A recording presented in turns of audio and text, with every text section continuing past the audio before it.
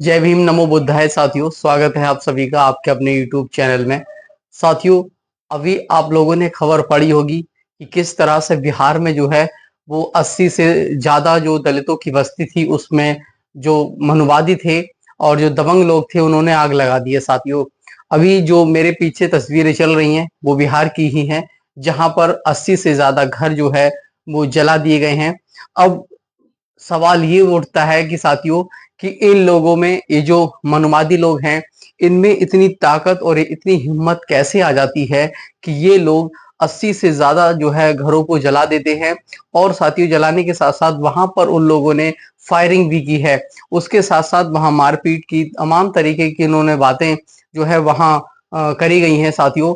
और ये बेहद ही जो घटना है वो काफी निंदनीय है। और इस तरीके से साथियों आप समझ सकते हो कि बिहार में जो दलितों की स्थिति है वो कितनी दयनीय स्थिति है कि वहां पर जो रह रहे दलित बस्ती है, उस दलित बस्ती में आग लगा दी। साथियों, बात ये थी कि जो जिस जगह पर जो दलित बस्ती है जहां रह रहे हैं, वो जगह जो है वो मनुवादियों के जो दिल में वो खटक रही है कि किस तरीके से ये जो दलित बस्ती है वो यहाँ से हट जाए और यहाँ इसकी जगह हम जो कुछ ना कुछ काम कर लें। साथियों, अभी हाल फिलहाल में ये घटना पूरे देश में हाहाकार मचा दिया है और जो आग की लपटें हैं साथियों, बिहार से लेके पूरे देश में जो है वो फैल रही हैं। साथियों, इस तरीके से अगर आप समझेंगे कि हम जहां जब भी कभी जो है हमारे ऊपर दबाव बनाया जाता है या हमारे ऊपर किसी भी चीज कोई हावी होता है, तो हावी होने वाले जो व्यक्ति है उसके ऊपर कोई ना कोई साथियों बड़ी साजिश होती है और किसी बड़े न बड़े नेता का हाथ होता है।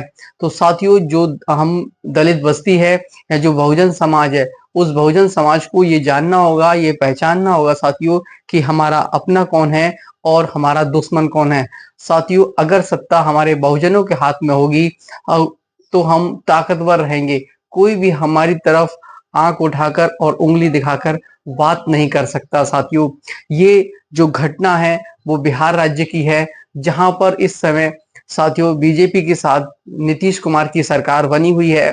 और जो घटना है उस घटना को लेकर कभी लोगों ने ट्वीट भी किया है कि किस तरीके से जो है दलित के हालात जो है कितना खराब है बिहार में। साथियों, ये जो घटना है, इस तरीके से घटना, बहुत सारी घटनाएं होती हैं और भी कई घटना है। तो ये देखना चाहिए कि जो सुप्रीम कोर्ट में बैठे हुए जज है साथियों, वो जज भी एक तरीके से कभी कभी मनुवादियों की सोच रखते हैं, क्योंकि वो ऐसे फैसले देते हैं कि जहां पर उन्हें लगता है कि अब जो आरक्षण जो है वो समाप्त कर देना चाहिए और आरक्षण की कोई भी जरूरत नहीं है। तो साथियों, आरक्षण की जरूरत जब तक रहेगी जब तक इस देश में जातिवाद रहेगा। साथियों, जिस दिन जातिवाद इस देश से खत्म हो जाएगा, सामंतवाद खत्म हो जाएगा, ब्राह्मणवाद खत्म हो जाएगा, उस दिन आरक्षण अपने आप खत्म हो जाएगा। सबसे पहले हमें जाति को खत्म करना चाहिए, उसके बाद आरक्षण खत्म हो जाएगा। साथियों, ये जो भेदभाव है हमारे साथ, वो आर्थिक आधार पर नहीं होता, जाति के आधार पर होता है।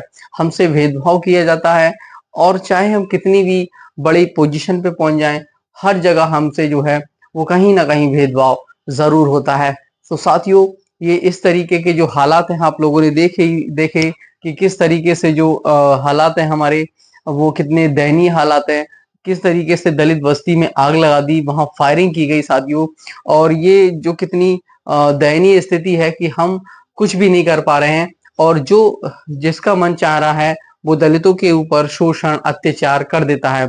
अगर बात हम उत्तर प्रदेश की करें तो उत्तर प्रदेश में भी साथियों हमारे जो बहनें हैं उन बहनों के साथ रेप हो जाता है और उन्हें आधी रात में जला दिया जाता है, ताकि साथियों किसी को ये कानो कान खबर ना हो कि सरकार में बैठे लोग हुनवादी हैं।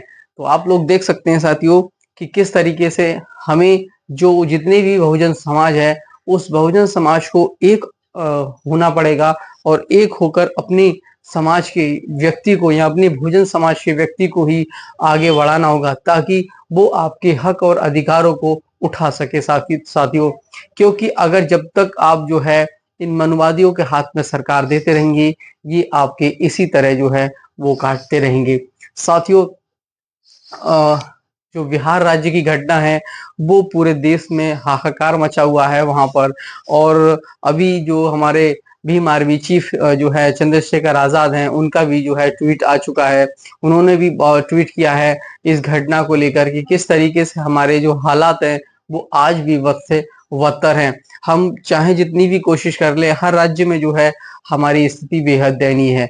हम आजादी के 75 साल से भी ज्यादा हो चुके हैं, लेकिन हम अभी तक आजाद नहीं है साथियों। हमारी आजादी जो है इन मनुवादियों को खलती है। इन मनुवादियों के जो है पेट में मरोड़ हो जाता है कि कैसे ये दलित समाज के बच्चे आगे बढ़ रहे हैं, कैसे ये दलित समाज के बच्चे जो हैं अच्छा खा रहे हैं, अच्छा पी रहे हैं साथियों। अब जो आप लोग देखेंगे साथियों की जो तस्वीर है किस तरीके से जो है बिहार में जो हालात हैं दलितों के वो बेहद ही खराब है साथियों। वहां पर बहुत अधिक जो है भेदभाव होता है, बहुत अधिक जो है माहौल खराब है। वो इसलिए खराब है क्योंकि साथियों हमारे बहुजन जो भाई हैं या हमारे बहुजन समाज के जो नेता हैं उनके हाथ में पावर नहीं है साथियों। अगर उनके हाथ में पावर होगी तो हमारे दलित भाइयों के साथ कोई भी आंख से आंख नहीं मिला सकता। जब तक डर होगा तब तक आप कुछ नहीं कर सकते। ठीक है साथियों, तो आप सभी को जो इस बिहार सरकार ने जो अभी देखते हैं क्या एक्शन लेती है। और जो हमारे दलित भाई हैं उनके जो बस्ती है, बहन जी ने भी ट्वीट किया है, बहन मायावती जी का भी ट्वीट आया है, वो मैं अभी दिखाता हूँ। बहन मायावती जी का ट्वीट है, उन्होंने भी किया है कि जो घटना है बिहार की वो बेहद ही निंदनीय घटना है और उसकी जितनी निंदा की जाए वो कम है। और उन्होंने कहा है कि जो दलित बस्ती है उस दलित बस्ती को दोबारा से साथियों जो बसाया जाए, जैसी पहले थी उससे और अच्छी बसाया जाए। और जो भी घटना में जो आपराधिक हैं उन्हीं के खिलाफ सख्त से सख्त कार्रवाई होनी चाहिए।